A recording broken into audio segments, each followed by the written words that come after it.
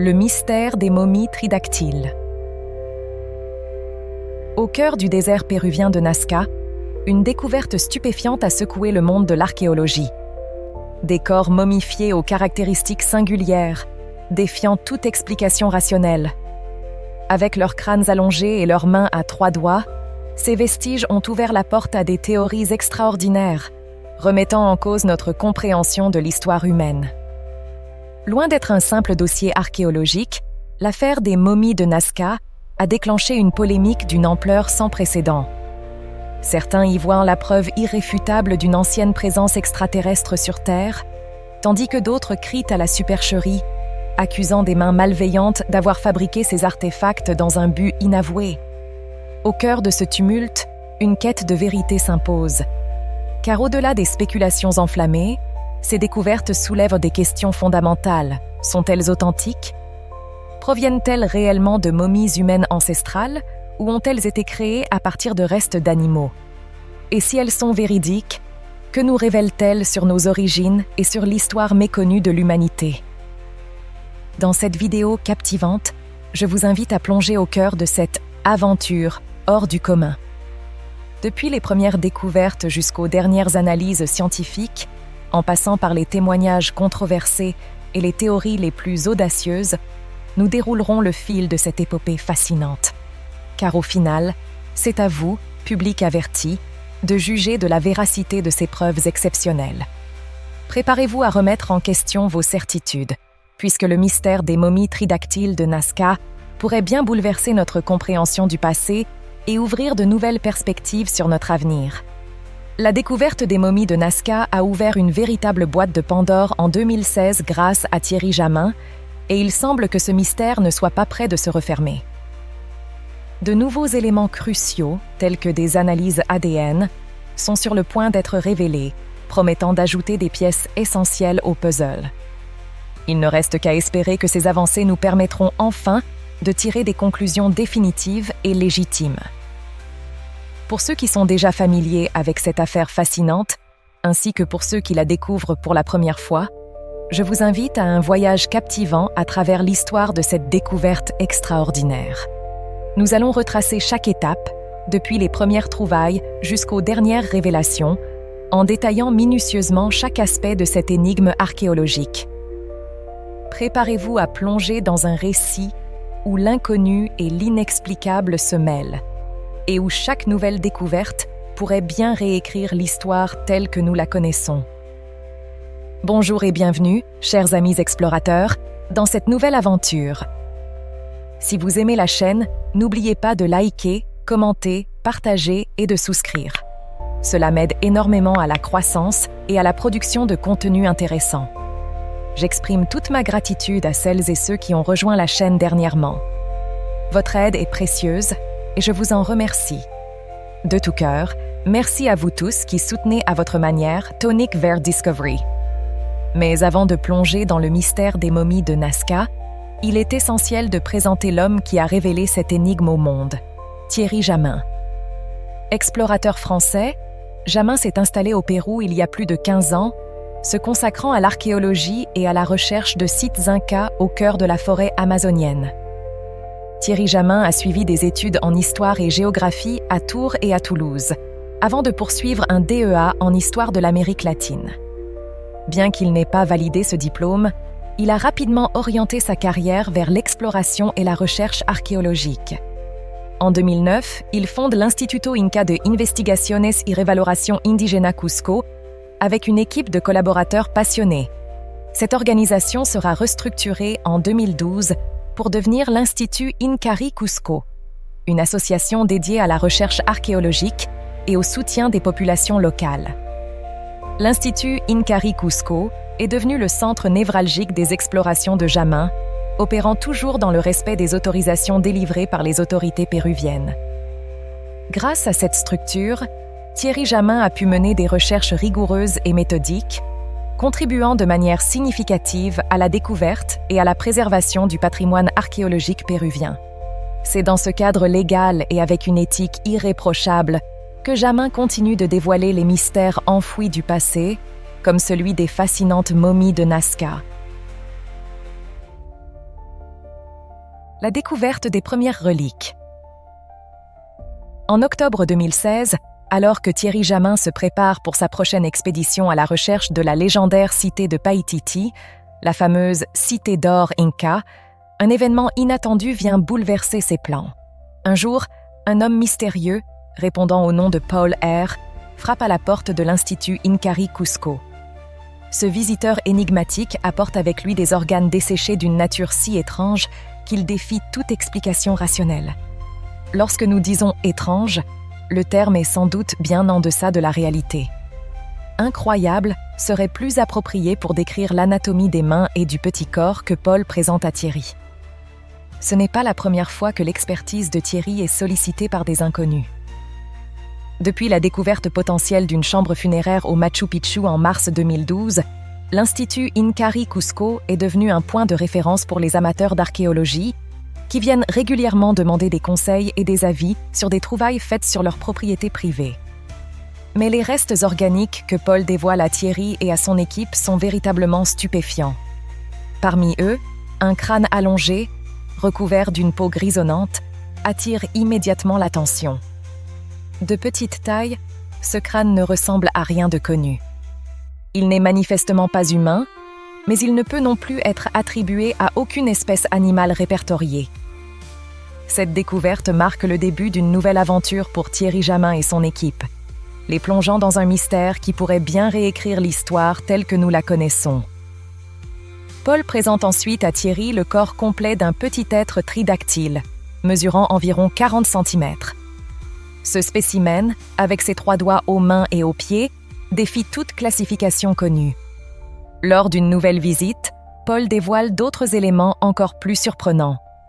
Une main tridactyle de grande taille, ornée d'un anneau en métal entourant un tendon supérieur.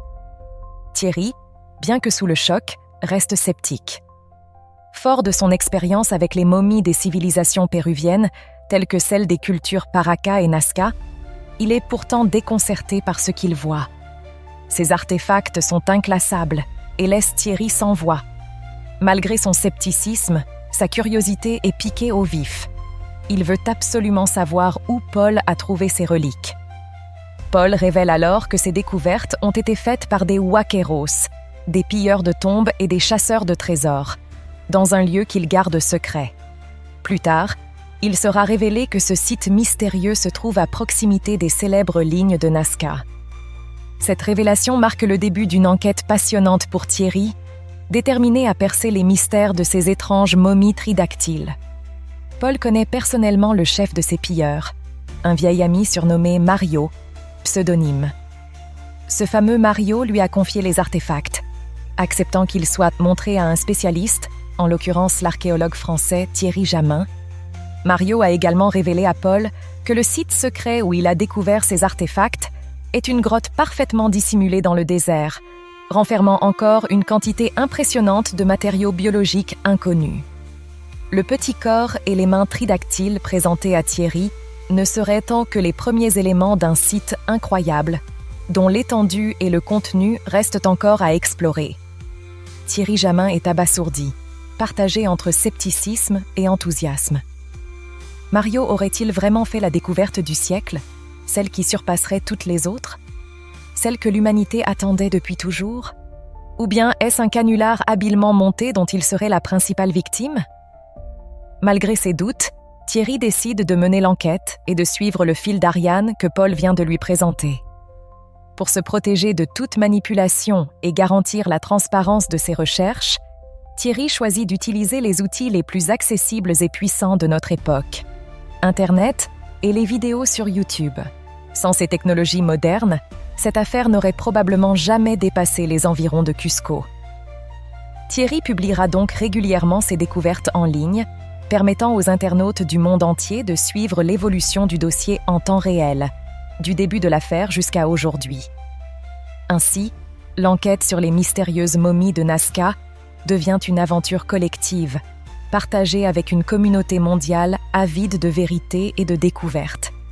Simultanément, Paul commence à s'exprimer par vidéo sur Internet, adoptant un discours à teneur sectaire. Cette attitude pousse Thierry à se démarquer de lui et à garder ses distances. L'aventure ne fait alors que commencer et Thierry est bien décidé à rencontrer ce fameux Mario. Accompagné de José Benigno Casafranca Montes, coprésident d'Incari Cusco et ancien policier, Thierry se rend à Nazca pour retrouver les Huaqueros avec lesquels Paul est en contact. Bien qu'il soit anonyme, Thierry parvient rapidement à les localiser. Il est maintenant prêt à vérifier par lui-même la véracité de cette affaire extraordinaire. Cette quête le mène au cœur du désert de Nazca, où il espère découvrir si les mystérieux artefacts sont authentiques. Thierry et José, armés de leur détermination et de leur expertise, s'engagent dans une enquête palpitante, prêts à affronter les défis et les mystères qui se dressent sur leur chemin. Le désert de Nazca, avec ses secrets enfouis et ses légendes millénaires, devient le théâtre d'une incroyable exploration. Le récit hallucinant des Huaqueros. À Nazca, Thierry et José rencontrent un chercheur qui se révèle être un ami d'enfance de Mario, le chef des Huaqueros. Ils savent que rencontrer Mario ne sera pas une tâche facile. Ce chercheur n'est pas un employé de l'office de tourisme, et obtenir des informations de sa part a un prix, une condition sine qua non en Amérique du Sud. Thierry accepte de le payer et finit par obtenir une rencontre avec Mario, qui lui raconte son incroyable histoire. Tout a commencé à l'automne 2015, lorsque Mario et 3 de ses acolytes exploraient une région reculée du désert de Nazca. El Niño venait de provoquer d'importantes perturbations dans la région, bouleversant certains sites. C'est alors que Mario remarqua une anomalie dans le sol, une petite dalle de pierre mise au jour. Il décida de creuser autour, à la recherche de tombes, une activité quotidienne pour les Huaqueros. À sa grande surprise, il découvrit l'entrée d'une grotte inexplorée. Après de nombreux efforts, Mario et ses compagnons réussirent à dégager un accès vers une première pièce. Ils descendirent un escalier sombre avant de pénétrer dans une vaste salle. Juste avant d'entrer, ils trouvèrent 2 momies parfaitement humaines, posées à terre, apparemment en très bon état de conservation. L'une était une petite fille d'une dizaine d'années, parée des habits de la noblesse inca avec des bijoux dans les cheveux. L'autre était un homme d'une trentaine d'années, sans signe extérieur de noblesse. Mario et ses hommes venaient de découvrir une fabuleuse salle qui semblait appartenir à une immense structure souterraine. Cette découverte marquait le début d'une aventure archéologique extraordinaire, promettant de révéler des secrets enfouis depuis des siècles sous le désert de Nazca. À ce moment-là, ils ne savaient pas vraiment où ils se trouvaient, mais ils furent frappés par l'étrange forme de la voûte au-dessus d'eux. Étaient-ils dans une sorte de pyramide? Décidés à percer les mystères de ce lieu, Mario et ses compagnons s'enfoncèrent plus profondément dans la crypte. Ils durent déployer des efforts considérables pour dégager les éboulements qui obstruaient leur chemin. Leur persévérance fut récompensée lorsqu'ils découvrirent des portes fermées, des salles, des passages et 2 sarcophages scellés de dimensions impressionnantes. 2 mètres sur 3 mètres sur 1,5 mètre de haut. Ils concentrèrent tous leurs efforts sur ces sarcophages, mais ils étaient si bien scellés qu'ils eurent toutes les peines du monde à les ouvrir. Finalement, c'est un cric de voiture qui vint à bout des couvercles. Dans le premier sarcophage, ils trouvèrent près d'1 millier d'objets, principalement des pierres sculptées ressemblant à des soucoupes volantes stylisées, ainsi que des organes et des ossements, des crânes, des cerveaux desséchés hors de leur boîte crânienne, des mains tridactyles, etc. Le second sarcophage révéla une vingtaine de corps humanoïdes mesurant de 30 à 80 cm, aux morphologies non humaines. L'ensemble des momies et des organes était généralement enrobé d'une solution poudreuse blanchâtre inconnue, qui s'avéra être de la diatomite, dioxyde de silicium, après analyse en 2017. Les mains tridactyles avaient une taille très inhabituelle, certaines mesurant près de 40 cm. Les doigts, bien que non griffus, présentaient des empreintes digitales et des ongles comparables à ceux d'une main humaine, mais recouvrant 90% de leur dernière phalange, contre 50% chez l'être humain. Certaines mains disposaient également d'implants métalliques au niveau des tendons, ajoutant encore au mystère pour les Huaqueros. Face à cette découverte stupéfiante, Mario et ses compagnons se demandèrent ce qu'ils avaient réellement trouvé et ce qu'ils pouvaient en faire. Après une telle trouvaille, il était impératif de ressortir et de faire le point. Ils quittèrent donc discrètement les lieux, refermant la crypte avec soin. Ils allaient revenir sur le site de nombreuses fois, de mieux en mieux organisés, pour essayer de monnayer au mieux cette découverte et extraire le plus de matériel possible. Pour Mario, l'absence de lien avec une civilisation précolombienne connue posait un problème pour estimer la valeur de son butin. Il avait besoin d'aide et de temps pour comprendre et évaluer cette découverte si particulière. Ainsi, pendant toute l'année 2016 et une bonne partie de 2017, Mario et ses amis retournèrent régulièrement sur le site pour continuer leur exploration. Les séjours dans la crypte devinrent de plus en plus longs et l'exploration de plus en plus profonde, révélant l'immensité du site. Les Huaqueros remontèrent à la surface une grande quantité de matière organique, ainsi que quelques artefacts technologiques, comme des feuilles métalliques aux propriétés physiques étonnantes. Selon Mario, car Thierry Jamin ne verra jamais ces feuilles, elles émettaient dans le noir une lueur bleutée et possédaient une mémoire de forme, reprenant leur état initial après avoir été pliées, rappelant les descriptions des débris du crash de Roswell. Progressivement, les Huaqueros s'organisèrent. Ils équipèrent la grotte de lampes fixes, reliées à des batteries et des capteurs solaires. Un jour, alors qu'ils prenaient une pause café, un événement étrange se produisit. Leur casserole pleine d'eau se vida complètement et noircit, tandis que leur gazinière consomma toute la bouteille de gaz et s'éteignit. Ils venaient de vivre une expérience de temps manquant, incompréhensible. Leur pause de 30 minutes ayant duré près de 8 heures.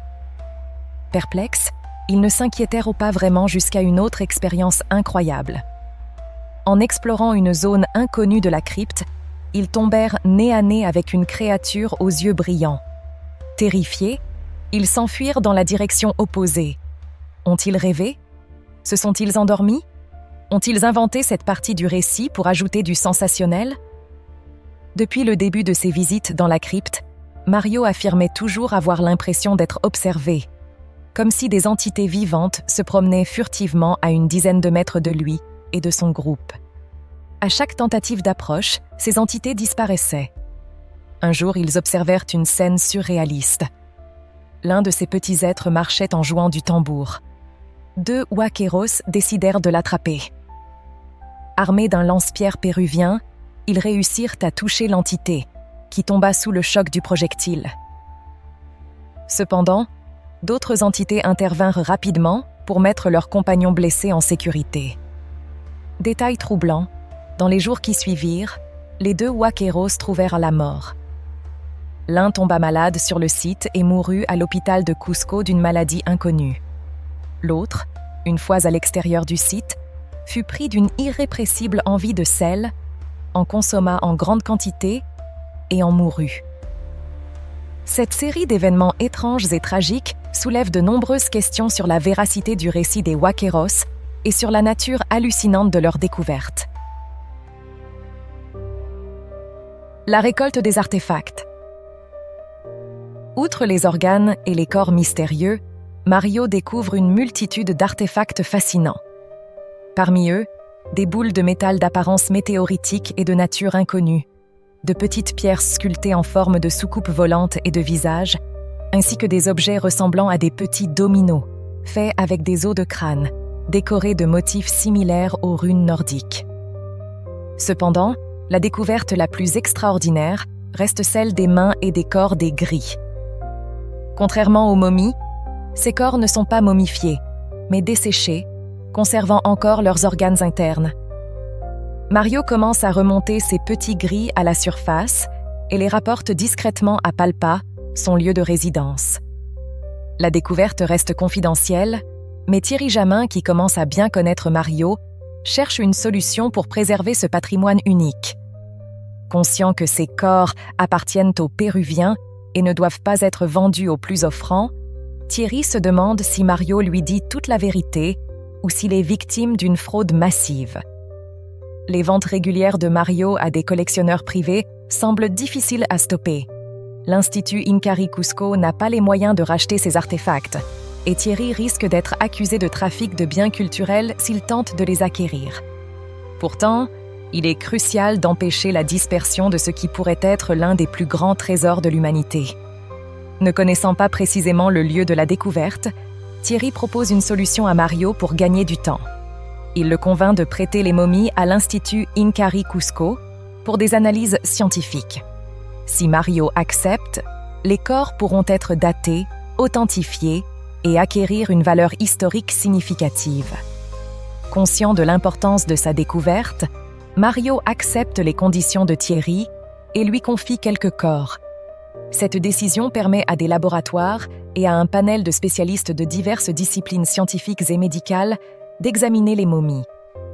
Thierry Jamin alerte également le ministre de la Culture péruvien de la découverte et des enjeux pour le pays. Cependant, après plusieurs mois sans réponse, il décide d'informer directement le président de la République péruvienne.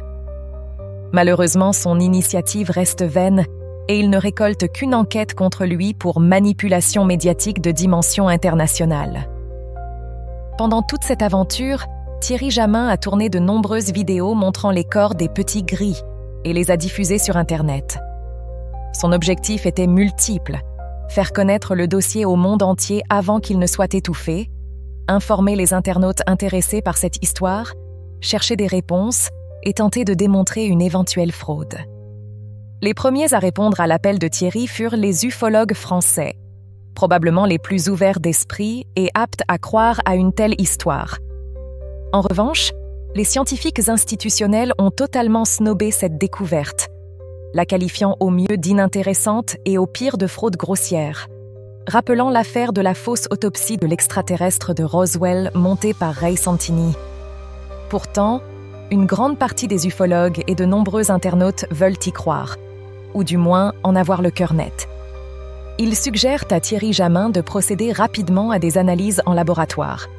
Datation, analyse médicale, radiographie, scanner et analyse ADN deviennent incontournables. L'Institut Inkari Cusco n'ayant pas pour vocation de dépenser ses propres ressources en analyse, les internautes proposent à Thierry d'organiser un financement participatif. Avec l'aide de son directeur de la communication en France, Alain Bonnet, Jungle Dog Productions, Thierry accepte de lancer cette opération sous le titre d'Alien Project. Alors qu'une polémique stérile enfle autour du dossier, le financement participatif progresse rapidement et réussit à récolter 40 000 € de dons. Pour l'Institut Inkari Cusco, ce soutien est la marque d'une attente et d'un espoir de la part des internautes qui veulent obtenir des réponses et des certitudes. En mars 2017, l'Alien Project utilise sa cagnotte pour expédier des fragments d'ADN à travers le monde. Pendant ce temps, Thierry poursuit ses relations avec Mario. C'est alors que le Waquero lui confie un premier corps de 60 cm, immédiatement montré aux internautes qui le baptisent Alberto. Cette découverte marque un tournant dans l'enquête, renforçant l'engagement de Thierry et de son équipe à percer les mystères des momies de Nazca. La galerie des momies tridactyles. Dans cette seconde partie du dossier, nous allons explorer les momies exhumées par Mario et examinées par Thierry Jamin et son équipe. Bien que la liste ne soit pas exhaustive, elle offre un aperçu fascinant de cette galerie unique. Alberto. Alberto est sans doute le spécimen le plus extraordinaire de cette collection. Sa morphologie et son anatomie ne correspondent ni à celle des humains, ni à celle des animaux connus, suggérant qu'il appartient à une espèce inconnue. Avec ses grands yeux en amande, sa petite bouche et l'absence d'oreilles, Alberto incarne parfaitement l'image des petits gris, souvent décrits par les ufologues. Alberto a été le premier de son espèce à subir des examens cliniques approfondis. Les spécialistes péruviens qui ont réalisé ces examens sont formels. Il n'y a aucune trace de manipulation. Doté d'une tête allongée, dépourvue de poils et de cheveux, et avec des orbites oculaires très larges, Alberto présente une peau grisâtre et rugueuse. Son cou, plus long que celui des autres entités, semble capable de se rétracter et de s'allonger à volonté, rappelant le personnage d'E.T. de Spielberg. Ses avant-bras et ses jambes sont constituées d'un os unique, contrairement aux humains qui en ont deux, ce qui pourrait indiquer une incapacité à la prosupination. Le complexe de mouvement permettant une rotation d'une partie de membre par rapport à une autre. Les radiographies et les scanners révèlent qu'Alberto était un adolescent en pleine croissance, atteint d'une forme d'ostéoporose. La découverte la plus stupéfiante est un implant chirurgical en métal inconnu dans sa hanche droite, probablement placé lors d'une opération de son vivant, comme en témoigne un cal osseux. Alberto possède également un implant sur le crâne, au niveau temporal. Ces découvertes soulèvent des questions fascinantes. Ont-ils découvert une civilisation non humaine avancée, capable de chirurgie des siècles avant notre époque? Josefina. Peu après, Mario présente une nouvelle momie à Thierry, baptisée Josefina. D'une taille de 58 cm, elle est légèrement plus petite qu'Alberto, mais appartient à la même espèce. Son ventre anormalement gonflé suggère qu'elle était enceinte. Josefina a 9 paires de côtes, plus 2 flottantes, alors qu'Alberto n'en a que 6, plus 2 flottantes. Elle porte de plus un implant métallique sur la poitrine. Les rayons X révèlent une découverte incroyable. Josefina est enceinte, mais pas d'un fœtus. Elle porte 3 œufs en gestation, ce qui suggère que les petits gris ne soient pas des mammifères. Cette découverte éloigne encore l'hypothèse qu'ils soient fabriqués à partir de cadavres d'animaux. Les médecins, spécialistes en imagerie, archéologues et équipes de tournage réalisent avec émotion qu'ils assistent à une découverte majeure. Au printemps 2017, Thierry Jamin est contacté par des médias télévisés mexicains et américains, ainsi que par les chaînes National Geographic, Gaia et Terce Milenio, du célèbre ufologue mexicain Jaime Maussan. La chaîne Gaia, spécialisée dans les sujets mystérieux, propose de tourner un reportage sur les momies et d'amener des scientifiques pour de nouvelles études cliniques. Thierry accepte, à condition que les résultats des analyses soient transmis gratuitement à l'Institut Incarí Cusco. Lorsque les équipes de télévision arrivent à Cusco, Thierry apprend que Mario a une momie encore plus fantastique à montrer. Mario arrive avec une grande caisse en bois contenant ce qui restera sans doute un moment historique pour l'humanité.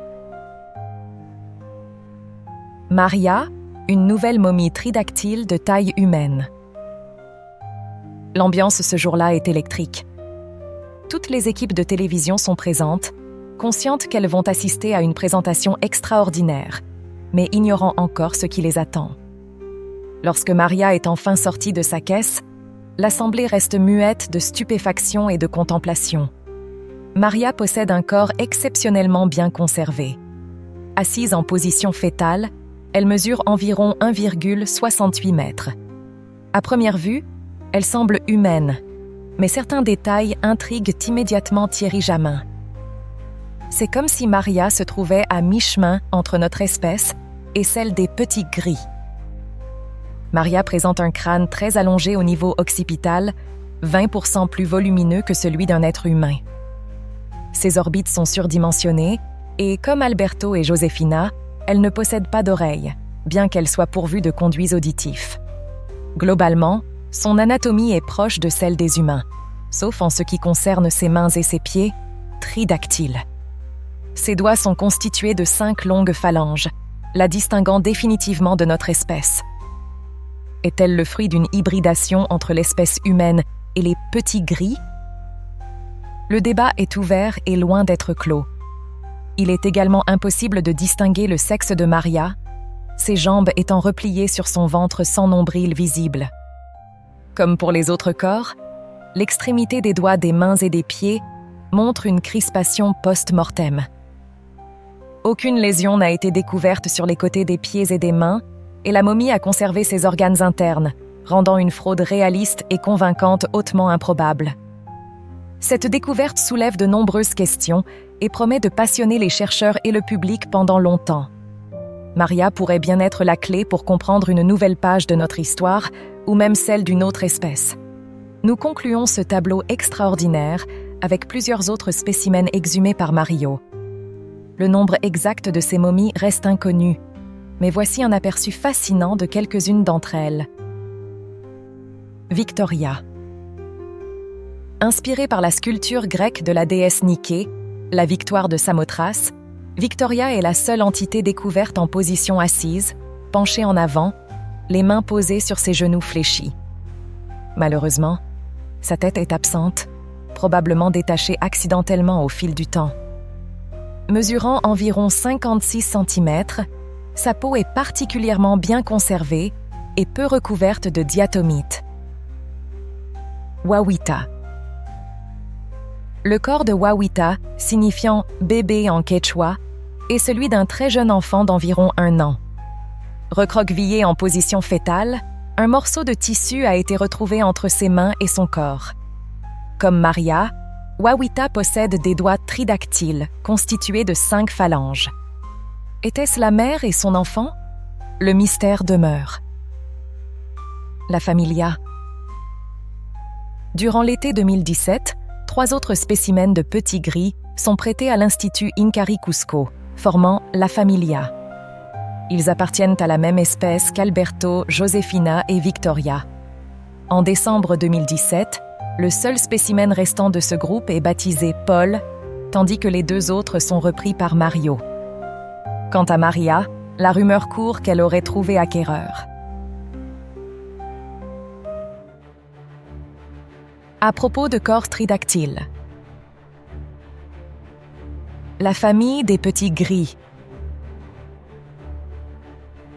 Bien qu'ils présentent des différences de taille, de nombre de côtes, de phalanges et de faciès, ces entités appartiennent à une seule et même espèce. Leur morphologie, la proportion de leurs membres, la couleur de leur peau, leurs tissus musculaires et leurs organes internes sont très similaires. Ces différences anatomiques pourraient suggérer une conception en laboratoire pour divers tests génétiques. Absence d'homologie évolutive. Il n'existe aucun ancêtre commun entre cette espèce et les autres espèces terrestres, humaines ou animales. Aucune trace de manipulation post-mortem. Les corps ne présentent aucune lésion ou incision post-mortem, excluant une manipulation biologique par cette voie. Intervention chirurgicale sur Alberto. Une prothèse en métal compatible avec le corps a été trouvée sur la hanche droite d'Alberto, indiquant une opération réalisée de son vivant. Alberto souffrait également d'ostéoporose, visible dans la structure de ses os en pleine croissance. Implants mystérieux.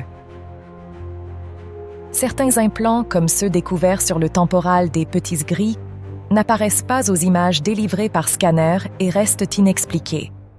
Les plaques rondes et métalliques visibles sur de nombreuses mains tridactyles sont également énigmatiques. Absence de maladies congénitales répertoriées. Les mains tridactyles ne correspondent à aucune maladie congénitale connue. Les os des doigts sont symétriques, ce qui est unique. Grandes mains tridactyles. Les mains tridactyles de 40 cm suggèrent que les corps proportionnés auxquels elles appartenaient mesuraient au moins 2,50 mètres. Cerveau conservé. Les têtes des petits gris contiennent toutes un cerveau réduit, mais conservé. Le volume du crâne de Maria est 20% supérieur à celui des humains. Résultats génétiques. Les premiers résultats d'analyse génétique d'un crâne de petit gris indiquent que son ADN est absent du BLAST, la banque de données américaine répertoriant le génome de tous les êtres vivants connus sur Terre. En 2017, l'affaire des momies de Nazca a captivé l'attention du monde entier, attirant de nombreux spécialistes de divers domaines. Sollicités par l'Institut Inkari Cusco, des médecins, archéologues, anthropologues et chercheurs se sont penchés sur ces mystérieuses entités, émettant des avis sur leur possible authenticité. Parmi les experts impliqués, on trouve Dr Ramiro Hermosa Rosell, chirurgie générale. Dr Renan Ramírez Vargas, chirurgien en médecine interne. Dr Julio Espejo Torres, spécialiste des os et responsable de la sécurité sociale à Cusco. Dr Edson Salazar Vivanco, chirurgien, Dr Raimundo Salas Alfaro, radiologue et imagerie médicale. Cette équipe multidisciplinaire a eu accès à de nombreux scanners, radiographies, résultats de datation au carbone 14 et aux premiers retours d'analyse génétique financés par les internautes. Bien que ces analyses soient encore incomplètes, elles continuent d'arriver progressivement. Des spécialistes venus du Mexique, des États-Unis et de Russie ont également contribué à l'étude. Leurs conclusions convergent sur plusieurs points. Les corps étudiés, notamment les petits gris de 60 cm et les entités comme Maria et Wawita, sont authentiques. Rien ne permet de supposer une manipulation, une fraude ou des corps montés avec des animaux connus. Ces entités biologiques ne sont pas d'origine humaine et sont très anciennes. Les datations indiquent que Maria est âgée d'environ 1800 ans. En juin 2017, de nouvelles analyses ont révélé que la poudre blanche recouvrant la peau des momies est de la diatomite, aussi appelée terre diatomée. Cette substance naturelle, composée presque entièrement d'algues unicellulaires, possède des propriétés antiseptiques et insecticides et est idéale pour conserver des corps. La diatomite a éliminé les micro-organismes à la surface des corps et interrompu la plupart des réactions chimiques, permettant ainsi une conservation exceptionnelle des organes internes malgré un dessèchement absolu. Cette découverte marque la première utilisation connue de la diatomite par une culture ancienne pour la préservation des corps, soulignant l'ingéniosité de cette civilisation dans l'utilisation des ressources naturelles disponibles sur les plages péruviennes.